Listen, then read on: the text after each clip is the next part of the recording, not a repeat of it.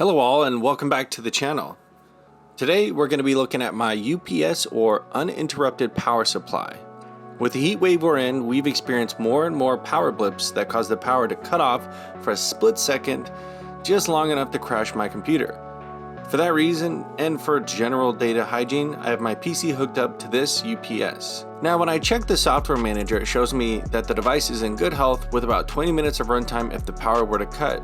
But unfortunately, that's not the case, and this is a good reminder to test your UPS at recurring intervals to ensure the batteries are healthy and the device is functional.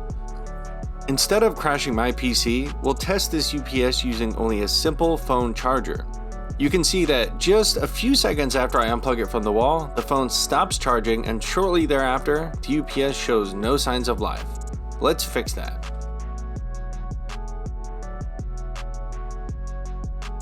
Well, I'll show you how to replace the batteries in this UPS specifically. If yours is different, it shouldn't be much different, as the lead acid batteries in these are made to be user replaceable as they're considered consumables. For mine, I'll remove 2 screws on the underside of the faceplate. Then I'll just slide the faceplate down to detach it from the assembly. Don't move the faceplate too far away as it's still connected by its wiring harness. Now we'll unplug the leads to the batteries and, using these pull tabs, slide the 2 lead acid batteries out of the chassis.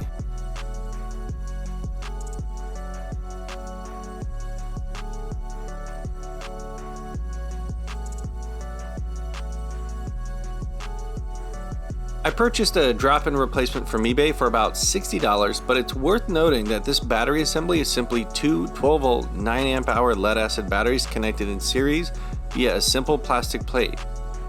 You could just as well purchase these batteries off the shelf and reuse the plastic assembly to replace your own. Using a multimeter, I did a quick test of the batteries separately. I'm getting just under 11 volts on one and over 13 on the other one.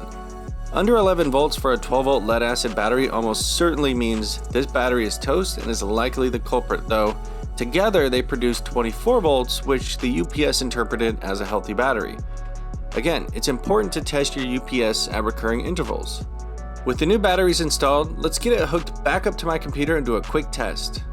After unplugging from the mains, you can see the UPS switch to batteries and the software is properly reporting projected runtime.